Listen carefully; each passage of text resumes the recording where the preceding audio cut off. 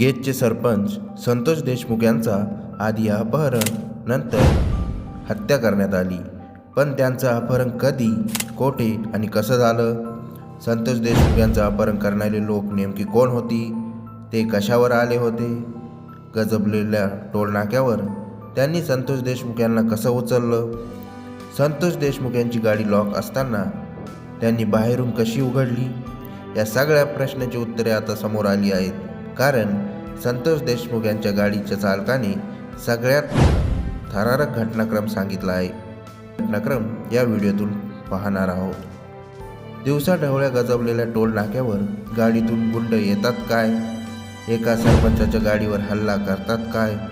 आणि अगदी 5 सेकंदात त्याला आपल्यासोबत घेऊन जातात काय? आतापर्यंत पाहिलेला हा थरारक घटनाक्रम बीडमध्ये घडला आहे. मस्साजोग गावातील पवनचक्की प्रकल्पातील एका खंडणीमुळे त्यांची हत्या झाल्याचा संशय सुरुवातीला व्यक्त करण्यात आला होता. त्याच संशयाला चालक शिवराज देशमुख यांची प्रतिक्रियांनी बळ दिले. मारेकऱ्यांबाबत बोलताना ते म्हणाले होते, सरपंच तिथे काहीतरी मागे आलेत. पवनचक्कीवर तिथे आमच्या गावातल्या लोकांना त्यांनी हाणामारी केली होती.